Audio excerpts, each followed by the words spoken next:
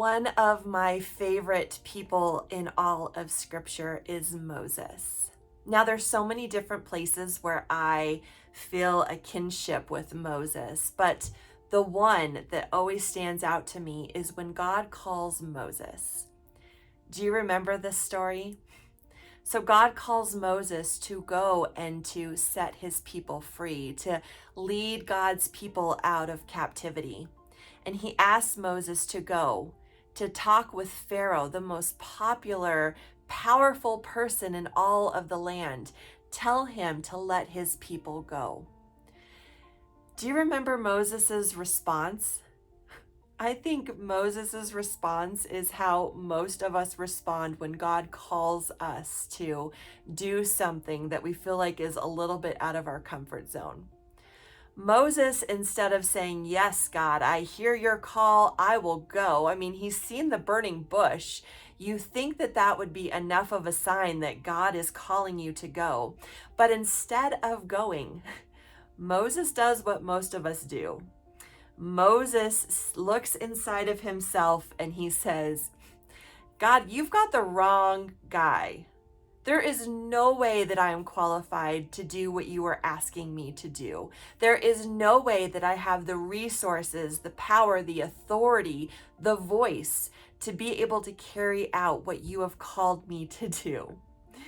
Moses looks inside of himself and he sees all of the ways in which he is deficient in the gifts that he thinks are needed for the job at hand. Certainly somebody else is more qualified. Certainly somebody else can do this. I mean, look at his brother Aaron. Aaron apparently is a fabulous speaker. He should be the one that God calls. So even though Moses puts all of these different names in front of him, all of these different ways in which God is wrong, there has to be somebody else, God continues to call Moses. Because God knows what Moses has. God has given Moses the tools, the gifts and graces, the talents to be able to do exactly what God wants him to do. Sure, there are others who are more qualified, but God doesn't just go on qualifications, right? God looks at the heart. God sees what is needed, and God sees that heart that is going to rely on that power source that will get him through. And so, after a lot of conversation, a lot of discussion and arguing with God, Moses says yes. And look what happens. I think a lot of times we do the same thing, right? We are called to do something and it is scary.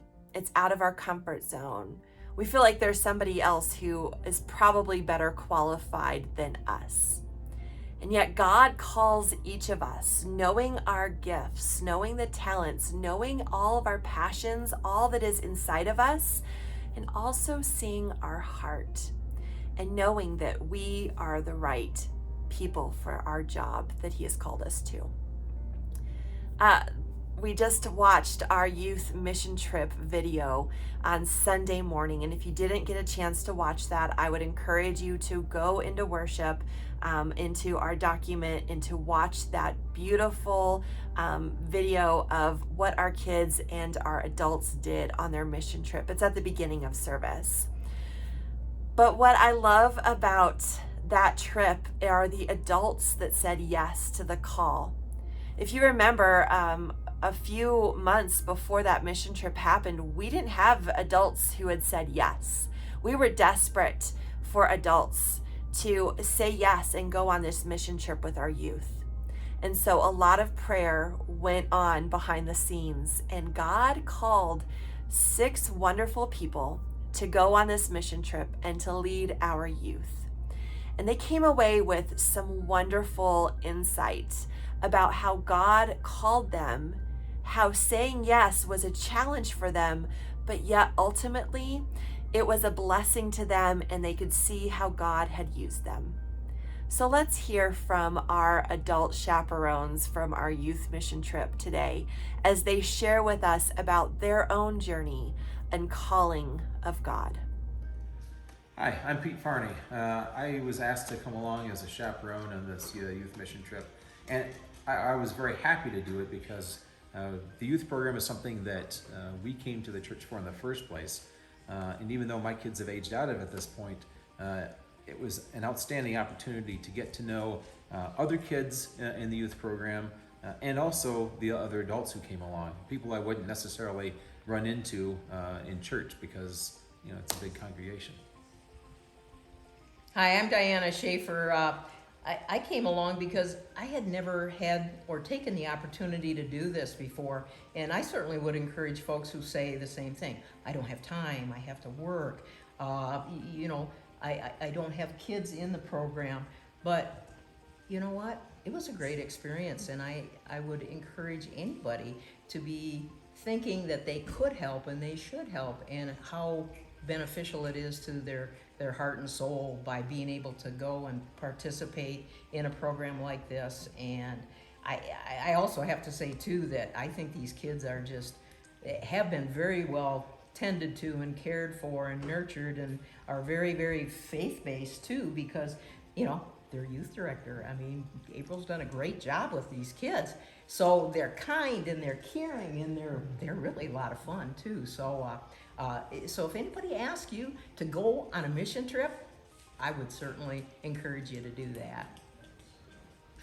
I'm Kurt Pritz, and I'm going to piggyback on both of them. I've been in the church for 24 years. My kids came through the church. I feel that with them aging out and they're adults now, this is a time for me to give back to the youth in our congregation. When things could be real busy with their parents right now, there's lots of things going on in younger families. And I'm telling you what, it was an outstanding time. The adults that I got to meet and be with are now friends forever, as long as we're together. That'd be even her. Yeah. And the kids, just last Sunday, I'm seeing several of the students, and we're saying hi, and didn't know them well enough for me to even do that before. And talk about, I think it was just as beneficial for those students to know adults that they'd never met before as it was for adults to meet the kids. So it was a win-win, and I would suggest it for anybody in the church. Hi, I'm Lacey Cahill, and I was a chaperone on the youth mission trip.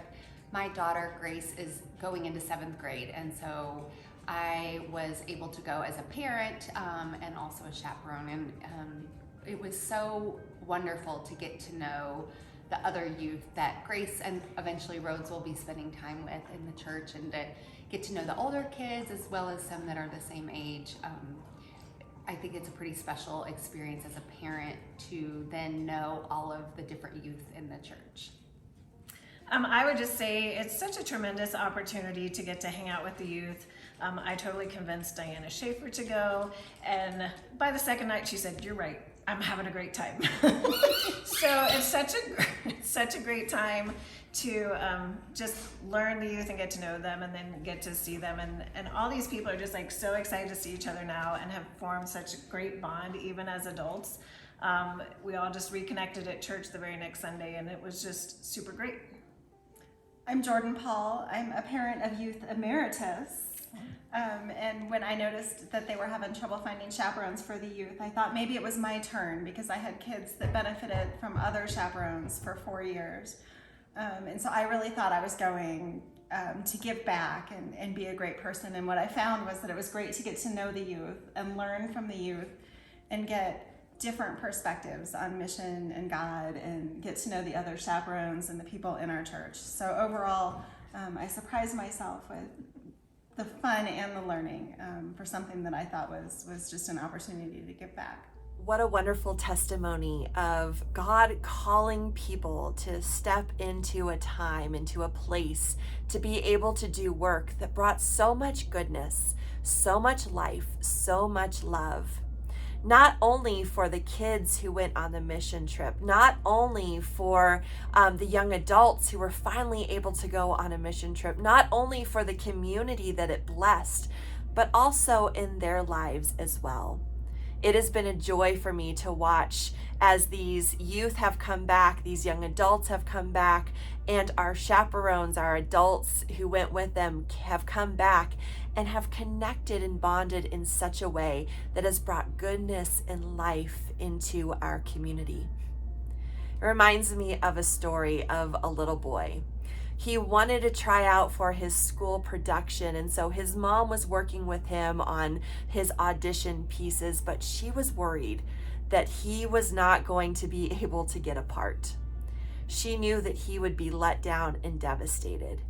So the day of the audition came, and he excitedly went off to school, and she worried about how his response would be when he didn't get a part. And after school came, he came out to the car and he was smiling, he was skipping, there was light in his eyes, and he came up to the car and he said, "Mom, I get to have the part where I get to clap and cheer." Sometimes our job isn't to do something huge and spectacular like Moses leading people out of captivity.